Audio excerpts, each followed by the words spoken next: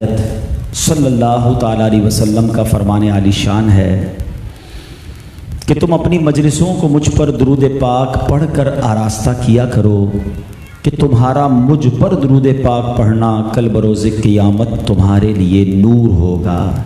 آئیے مل کر محبت سے درود پاک پڑھ لیں۔ صلو علی الحبیب صلی اللہ تعالی علی محمد صلی اللہ علیہ وسلم۔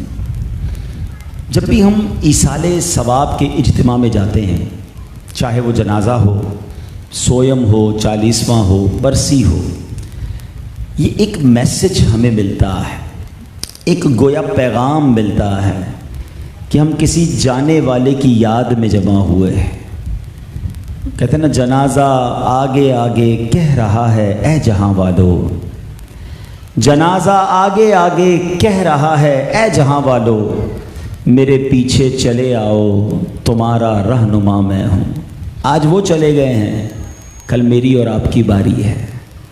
لیکن کمال یہ ہے کہ جنازے میں شرکت کے بعد بھی، سویم اور چہلم کے اجتماع میں جا کر بھی ہمیں اپنی آخرت یاد نہیں آتی، ہمیں اپنی موت یاد نہیں آتی۔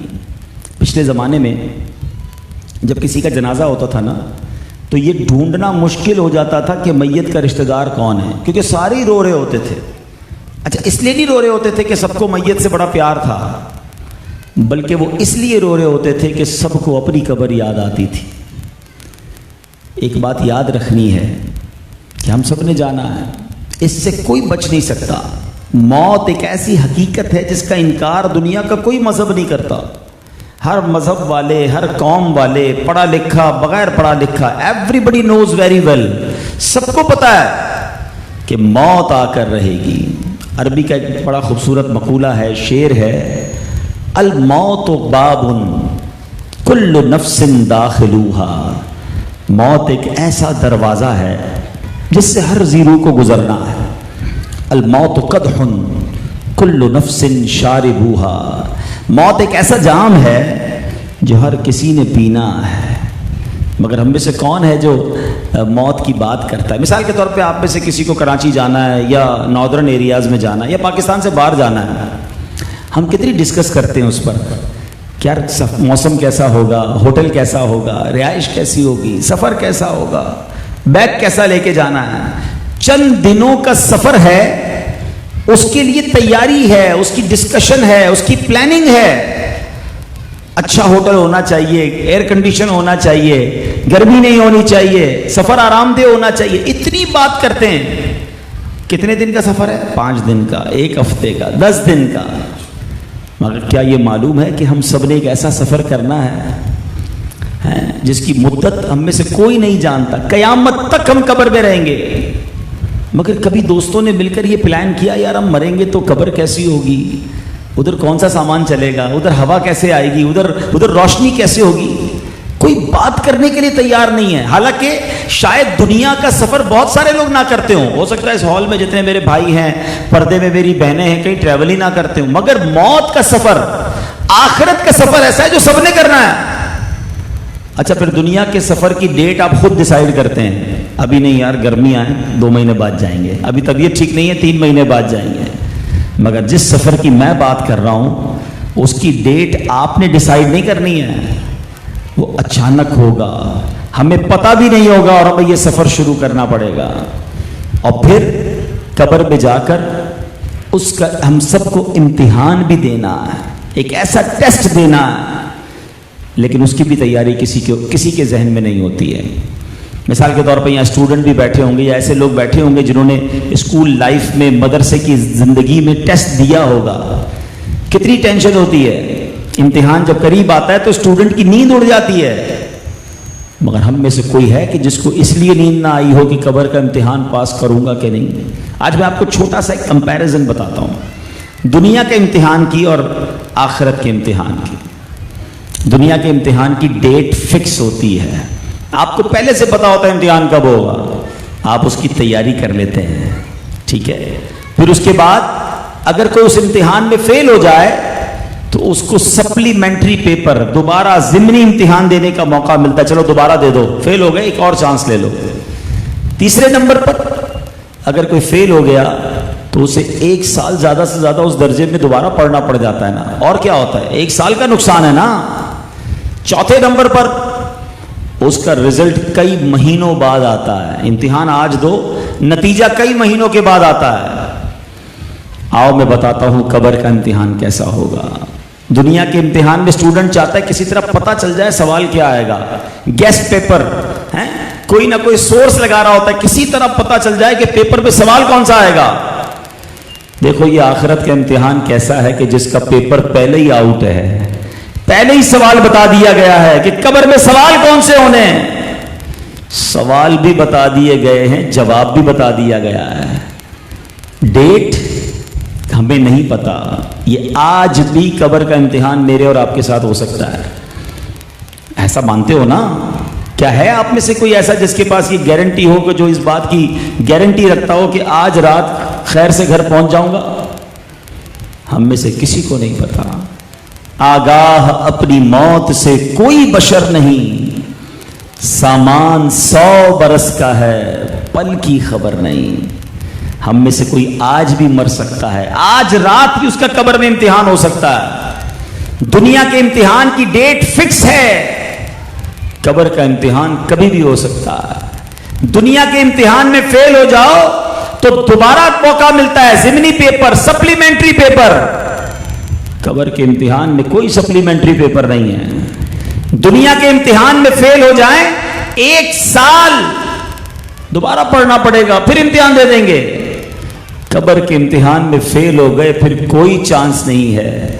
جو فیل ہوا وہ قیامت تک عذاب میں مبتلا رہے گا. دنیا کے امتحان کا رزلٹ کئی مہینوں بعد آتا ہے, قبر کے امتحان کا رزلٹ اسی وقت اناؤنس ہو جاتا ہے. ادھر صحیح جواب دیے, ادھر قبر جنت کا باغ بنا دی جائے گی, قیامت تک کا عیش عطا کر دیا جائے گا. اور ادھر غلط جواب دیے, رائٹ اوے اسی وقت قبر جہنم کا گھڑا بن جائے گی, جہنم کی کھڑکی کھول دی جائے گی, سانپ اور بچھو آ جائیں گے. میں آپ سے پوچھتا ہوں کس امتحان کی فکر زیادہ ہونی چاہیے تھی, کس امتحان کی پریپریشن زیادہ ہونی چاہیے تھی, کس کی ٹینشن زیادہ ہونی چاہیے تھی؟ علماء بیٹھے ہیں, ہم سے بھی لوگ جب اسٹوڈنٹ کے امتحان کے دن آتے پرچیاں آتی ہیں, مولانا صاحب دعا کر دیں اسکول کے امتحان ہو رہے ہیں ہم پاس ہو جائیں. بچہ کہتا ہے دعا کر دیں امتحان میں پاس ہو جائیں.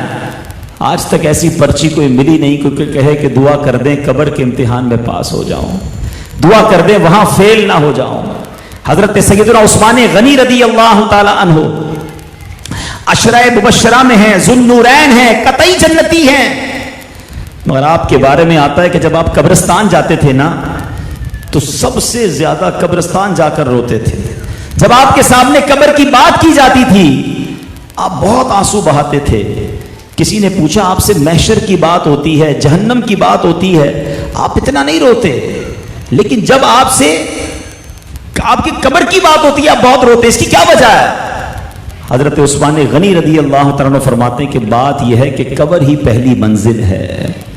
جو ادھر کامیاب ہو گیا وہ آگے بھی کامیاب ہو گیا, جو ادھر فیل ہوا وہ آگے بھی فیل ہو گیا. پلیز میرے میٹھے اسلامی بھائیوں, پردے میں رہ کر سننے والی میری بہنوں, اس آخرت کے سفر کو بھلانا نہیں ہے. آج ہم کسی شادی کی محفل میں نہیں آئے, ہال میں ضرور آئے ہیں, مگر ایک مرحوم کے اصالے ثواب کے لیے آئے. ایک ایسی شخصیت جو ہمارے ساتھ تھی وہ آج نہیں ہے ہمارے ساتھ, اللہ ان کی بے حساب مغفرت فرمائے. مگر ایسا میرا اور آپ کے ساتھ بھی ہونا ہے کہ لوگ کہیں گے یار صبح ہی ساتھ تھے ہمارے, کھانا بھی ساتھ کھایا, بالکل ٹھیک تھے, اور چلے گئے. پھر میں ہوں گا اور میرے اعمال ہوں گے. پتہ ہے ہماری حیثیت کیا ہے؟ بہت سارے میرے بھائی بیٹھے ہیں, آج دنیا میں ہماری ایک دوڑ لگی ہوئی ہے, میرا نام جو ہے نا وہ ذرا مشہور ہو جائے, ذرا کوئی عہدہ مل جائے, کوئی نہ کوئی منصب مل جائے. اس کے لیے لوگ پیسے بھی خرچ کر رہے ہیں, اس کے لیے کوشش بھی کر رہے ہیں. کوئی جناب کونسلر بننا چاہتا ہے, کوئی صوبائی اسمبلی کا ممبر, کوئی قومی اسمبلی کا ممبر. اچھا سیاست کا شوق نہیں ہے تو اپنی تجارت کا کوئی صدر بننا چاہتا ہے, خاندان کا کوئی چودھری بننا چاہتا ہے. کسی نہ کسی عہدے پر, کسی نہ کسی منصب پر لوگ کہتے ہیں برانڈ ہونا چاہیے میرا نام, پتا چلے لوگوں کو میرا نام کیا ہے. اور رہی صحیح کسر یہ سوشل میڈیا نے پوری کر دی ہے. تو یہ نوجوان ٹک ٹاک کے نام پر, فیس بک کے نام پر الٹے سیدھے کام کرتے تاکہ کچھ لائکس پڑ جائیں, کچھ مشہوری ہو جائے. ساری زندگی اسی کے پیچھے دوڑتا رہتا ہے انسان. آپ کو پتا جب میرا اور آپ کا انتقال ہوگا تو کیا ہوگا؟ میں آپ میں سے کسی کی مثال نہیں دیتا تھا کہ کسی کو برا نہ لگ جائے، میں اپنی مثال دے دیتا ہوں۔ عبدالحبیب اتاری میرا نام ہے، دنیا میں کچھ لوگ مجھے بھی جانتے ہیں۔ جس دن میری آنکھیں بند ہوں گی نا، جس دن میری سانس بند ہوگی، اس دن کوئی یہ نہیں کہے گا کہ عبدالحبیب کہاں ہے، اس دن لوگ کہیں گے جنازہ کدھر ہے؟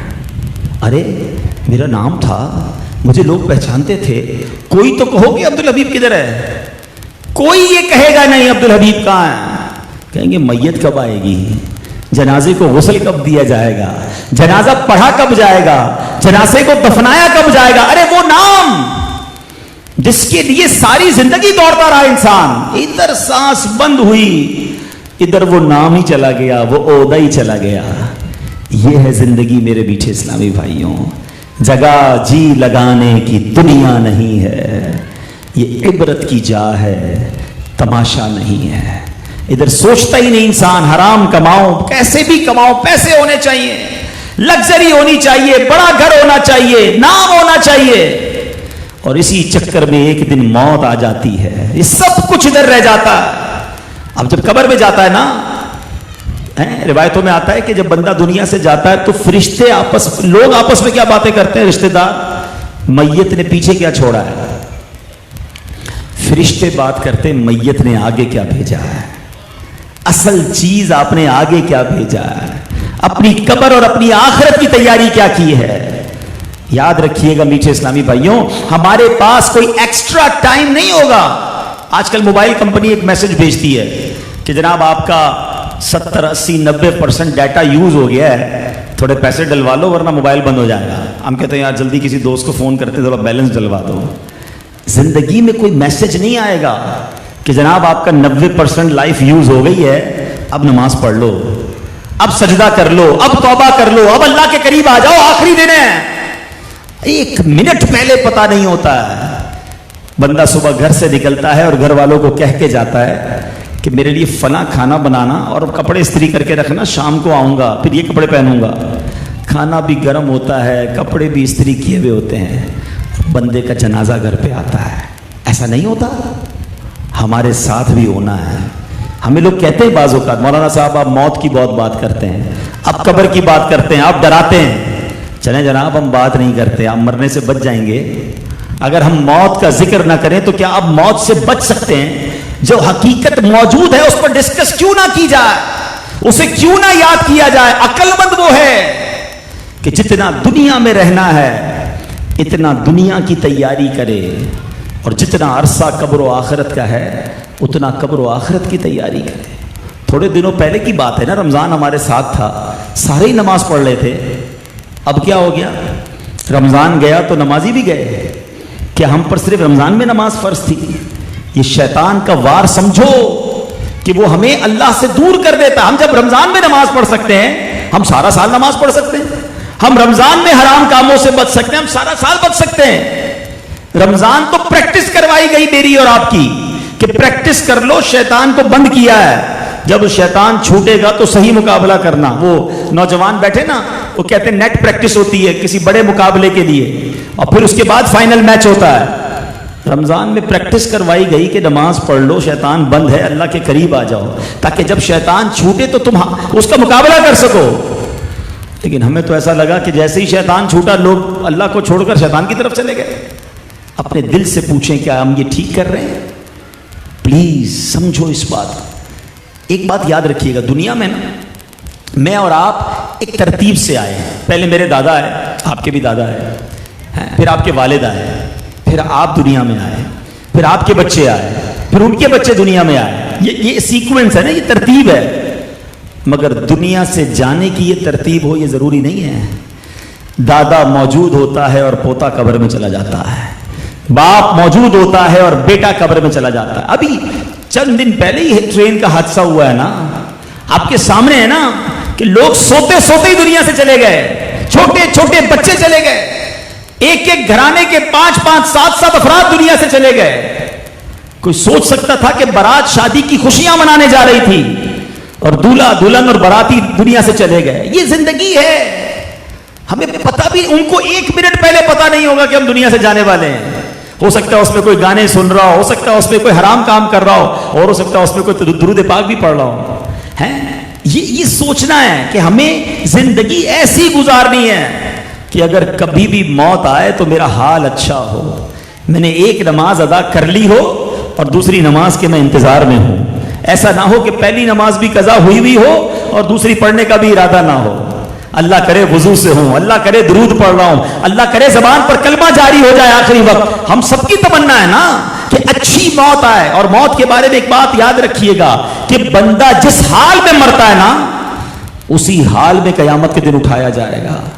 ہاں، جو کلمہ پڑھتے پڑھتے گیا قیامت کے دن کلمہ پڑھتے پڑھتے اٹھے گا.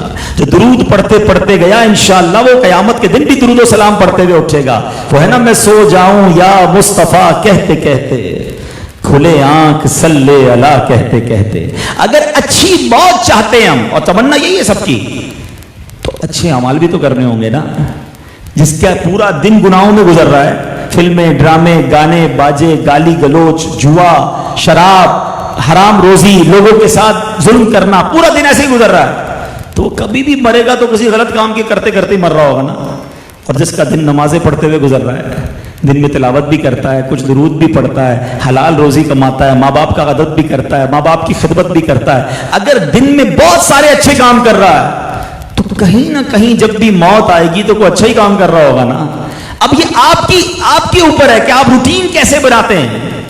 بڑی پیاری بات بزرگوں نے لکھی کہ جس حال میں مرنا نہیں چاہتے نا وہ حال چھوڑ دو، وہ کام چھوڑ دو. کیونکہ موت بتا کر تو نہیں آئے گی نا کہ ملک الموت آئے اور کوئی بندہ معاذ اللہ فلمیں دیکھ رہا ہے تو وہ کہے گا رک جائیں بھائی پہلے قرآن کھول لو.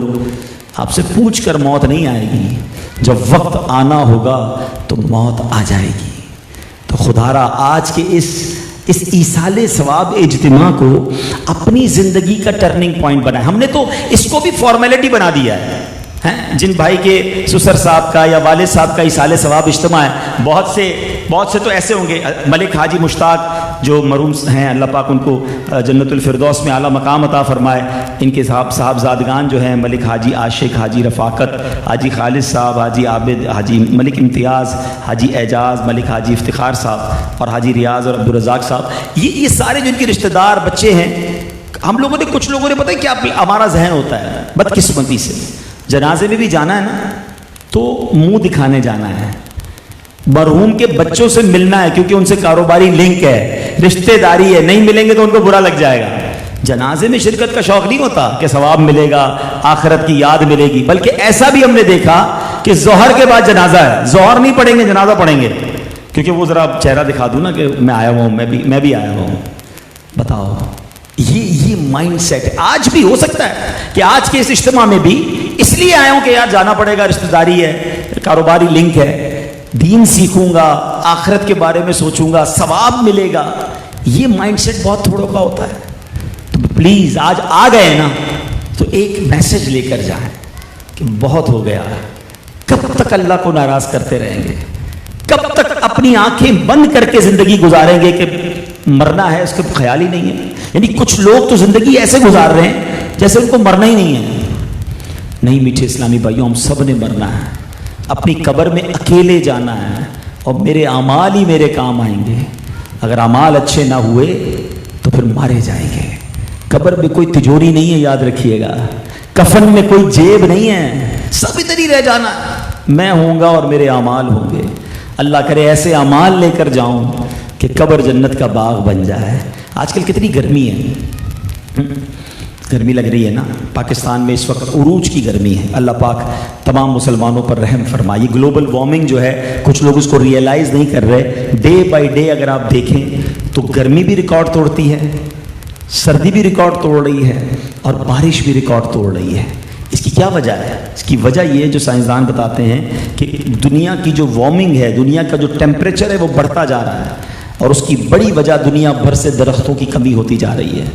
یہ پلانٹیشن کرنا یہ بہت بڑی اس پوری کائنات کی خدمت ہے کہ اگر زمین کے ٹیمپریچر کو کم نہ کیا گیا تو اگلے 5, 7, 10 سالوں میں سائنسدان بتا رہے ہیں کہ جتنے گلیشیئر دنیا کے سارے پگھل جائیں گے.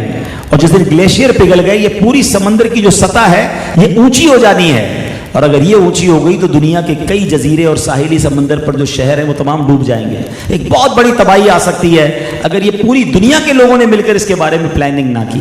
اللہ کی رحمت سے دعوت اسلامی کی بیڑا اٹھائے ہوئے ہے کہ پورے پاکستان میں ہم پلانٹیشن کر رہے ہیں, اور ہمارا نعرہ ہے کہ پودا لگانا ہے, درخت بنانا ہے. صرف پودے نہیں لگانے کہ بھائی دنیا کو بتا دیں ہم نے 10 لاکھ پودے لگا دیے. پودے تو مرجھا جاتے ہیں ایک ہفتے کے اندر. ان پودوں کو جب تک درخت تک نہیں بنائیں گے, جب تک ہمارے اس پورے پاکستان اور اس پورے خطے پر یہ مہربانی نہیں ہونی کہ یہ آکسیجن کی تعداد بڑھے, گلوبل وارمنگ ختم ہو جائے. ہمیں احساس ہی نہیں ہے. وہ کہتے ہیں نا, ایک کل میری پوسٹ نظر سے گزری کہ اگر یہی درخت جو ہے نا وائی فائی کا کام دیتے ہوتے نا تو ہر گھر کے باہر درخت ہوتا. حالانکہ یہ آکسیجن دے رہے ہیں لیکن کسی کو درخت لگانے کی فکر نہیں ہے. تو بہرحال میں یہ عرض کر رہا تھا کتنی گرمی ہے, مگر کبھی سوچا ہم نے, ابھی پنکھا لگا لیا ہے, ایئر کنڈیشن چل رہے ہیں, قیامت کے دن کیا ہوگا؟ زمین تانبے کی ہوگی, سورج 1.25 میل پر ہوگا. یہ دنیا کی اس گرمی میں ہمیں قیامت کی گرمی سمجھنا آسان ہے. کبھی ہم نے سوچا کہ قیامت کے دن اس گرمی کو کیسے برداشت کریں گے؟ اللہ کے حبیب علیہ الصلوۃ والسلام فرماتے ہیں کہ کچھ خوش نصیب ایسے ہوں گے قیامت کے دن جن کو اللہ کے عرش کا سایہ نصیب کیا جائے گا. تو ہم معلوم تو کریں کہ بھائی کون خوش نصیب ہوں گے جنہیں قیامت کے دن اللہ کے عرش کا سایہ ملے گا. مجھے بھی مل جائے, کہیں میں گرمی میں کھڑا نہ رہ جاؤں, یہاں تو تھوڑی دیر نہیں کھڑا رہ سکتا. تو خدا را میٹھے اسلامی بھائیوں, ہمیں وہ کام کرنے ہیں, اللہ کو راضی کرنے والے کام کرنے ہیں کہ قیامت کے دن اللہ کے عرش کا سایہ نصیب ہو جائے. تو بہرحال میں رب کریم سے دعا کرتا ہوں, رب کریم ہم سب کا یہاں جمع ہونا اپنی بارگاہ میں قبول فرمائے, ہمیں اپنی قبر و آخرت کی فکر نصیب فرمائے, اپنی قبر کو روشن کرنے کا ذہن عطا فرمائے. جیسے میں نے بیان میں کہا کہ 3 سوال ہوں گے قبر میں, اور یہ پیپر پہلے ہی آؤٹ ہے. پہلا سوال کیا ہوگا؟ مر ربو کا, تیرا رب کون ہے. دوسرا سوال ہوگا ما دینو کا, تیرا دین کیا ہے. اور پھر ایک بڑا پیارا چہرہ دکھایا جائے گا اور اس عظیم ہستی کے بارے میں سب سے یہ سوال کیا جائے گا, ما کنت تقول فی حق ھذا الرجل, بتا اس مبارک ہستی کے بارے میں کیا کہا کرتا تھا. یہ تینوں سوالوں کے جواب ہمیں معلوم ہے. بندہ کہے گا کہ ربی اللہ, میرا رب اللہ ہے. ما دینوں کا, میرا دین اسلام ہے, دین یہ الاسلام. اور نبی پاک علیہ الصلوۃ والسلام کو جب دکھایا جائے گا تو ہم کہیں گے کہ ہوا رسول اللہ صلی اللہ تعالی علیہ وسلم. لیکن علماء فرماتے ہیں کہ یہ جواب وہی دے سکے گا, حالانکہ ابھی جواب بھی پتا ہے, سوال بھی پتا ہے, جس سے اللہ راضی ہوگا. ورنہ جس کو نہیں اللہ ناراض ہوگا وہ جواب بھول جائے گا, وہ نہیں دے پائے گا. تو پلیز زندگی ایسی گزاریں, اس میں بہت سارے کام ہیں. سب سے پہلی چیز تو نماز ہے. آج سارے میرے بھائی میری بہنیں نیت کر لیں کہ آج کے بعد ہماری کوئی نماز قضا نہیں ہوگی. زور سے کہیے انشاءاللہ عز و جل, کچھ بھی ہو جائے ہماری نماز قضا نہیں ہوگی. ٹھیک ہے. پھر اس کے بعد اپنے آپ کو حرام کاموں سے بچائیں, حرام روزی سے بچائیں, حرام دیکھنے سے بچائیں, حرام سننے سے بچائیں, حرام بولنے سے بچائیں. بالکل اسی طرح ماں باپ ہیں تو ان کی خدمت کریں.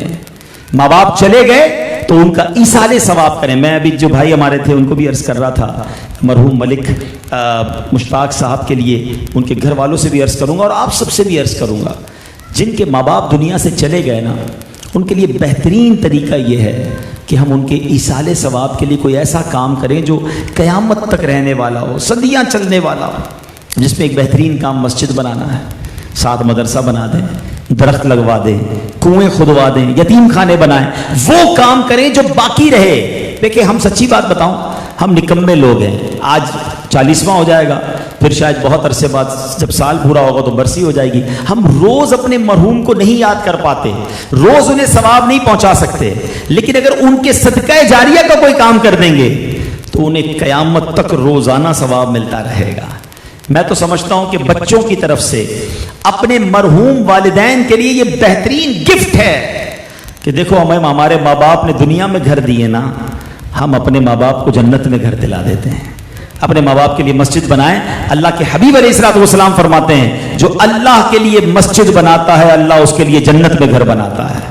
تو ماشاءاللہ ہمارے نگران ندیم بھائی بھی موجود ہیں, اتنے سارے بھائی موجود جن کو اللہ نے نوازا ہے. آپ کے ماں باپ چلے گئے ہیں, دادا دادی, نانا نانی یا مرحوم کوئی بھی چلا گیا ہے, اگر آپ ان کے لیے مسجد بنانا چاہتے ہیں, دعوت اسلامی سال کی 600 سے زیادہ مسجدیں بناتی ہے پورے پاکستان, پوری دنیا میں. آپ ہم سے رابطہ کریں, ہم آپ کو بجٹ بتائیں گے, آپ کا جتنا بجٹ ہوگا اس میں مسجد بنا دیں گے. پلاٹس بھی پڑے ہمارے پاس, آپ تعمیر کروا دیں. سجدے ہوتے رہیں گے, اذانیں ہوتی رہیں گی, بچے حافظ بنتے رہیں گے, عالم بنتے رہیں گے, آپ کے مرحوم کو روز ثواب ملتا رہے گا. اچھا مزے کی بات بتاؤں, آپ جو بچہ اپنے ماں باپ کے لیے مسجد بناتا ہے, ایسا نہیں صرف ماں باپ کو ثواب ملے گا, اس کو بھی ثواب قیامت تک ملنا شروع ہو جائے گا. تو ہمیں اپنی بھی تو آخرت کی فکر کرنی ہے نا. تو زندگی میں رہ کر کچھ ایسے کام کر جاؤ کہ قبر میں بھی ثواب کے تحفے آتے رہیں. آخری بات کرتا ہوں, ہم میں سے ایسے کتنے ہیں جو اپنی دعاؤں میں اپنے دادا دادی کو یاد کرتے ہیں, نانا نانی کو یاد کرتے ہیں؟ بہت تھوڑے. ہم زیادہ سے زیادہ کیا دعا کرتے ہیں؟ اپنے ماں باپ کے لیے. ایسا ہی ہے نا. اس کا مطلب کیا ہوا, ذرا ٹیکنیکلی بات سمجھیے گا. جب آپ اپنے ماں باپ کو, اپنے دادا دادی کو بھول گئے ہیں, تو ہمارے مرنے کے بعد ہمارے بچے, چلے ٹھیک ہے ہمارے لیے شاید دعا کر دیں گے, ان کے بچے تو ہمیں بھول جائیں گے نا, ہم تو ان کے دادا دادی ہو جائیں گے. اس کا مطلب کیا ہوا کہ میرے مرنے کے بعد میرے لیے اگر ثواب کا ذریعہ چلا بھی تو 15 20 25 سال ہی چلنا ہے. اس کے بعد تو میں بھولی بسری داستان ہو جاؤں گا, تو میں تو قیامت تک قبر میں رہوں گا. پھر مجھے ثواب کیسے ملے گا؟ تو پھر اس کے لیے مجھے خود ہی کچھ کرنا ہوگا کہ میں اپنے لیے کچھ ایسے کام دنیا میں کر جاؤں کہ وہ قیامت تک باقی رہیں. میرے بچے دعا کریں نہ کریں, مجھے اللہ کی رحمت سے روز ثواب قبر میں پہنچتا رہے. یہ فکر آپ نے کرنی ہے. لوگ کہتے ہیں ادھر فیکٹری لگا لو, ثواب نفع آنا شروع ہو جائے گا. ارے ثواب کی فیکٹری لگاؤ جس کا نفع قیامت تک تمہیں آتا رہے گا. اللہ کرے دل میں اتر جائے میری بات, اور ہم اپنی قبر اور اپنی آخرت کی فکر کرنے کی کوشش میں مصروف ہو جائیں. اللہ مرحوم کی بے حساب مغفرت فرمائے, اور آج کے اس ایصال ثواب اجتماع کو ہماری زندگی کا ٹرننگ پوائنٹ بنا دے, اور ہم بھی اپنی آخرت کی تیاری کرنے کی ہم تیاری میں کوشش میں مصروف ہو جائیں. الحمدللہ ایسی پیاری باتیں دعوت اسلامی کے مدنی ماحول میں سیکھی اور سکھائی جاتی ہیں. آپ بھی دعوت اسلامی کے مدنی ماحول میں آ جائیں, اجتماعات میں شرکت کریں, ایسے بیانات سنیں گے اور دل پر اثر ہوگا. مدنی چینل دیکھیں, مدنی چینل پر اس طرح کے بیانات آتے ہیں. ہو سکے تو مدنی قافلوں میں سفر کریں, تو انشاءاللہ وہاں جا کر بہت کچھ علم دین سیکھنے کو ملے گا. اللہ پاک ہم سب کو عمل کرنے کی توفیق عطا فرمائے. آمین بجاہ النبی الامین صلی اللہ تعالی علیہ وسلم.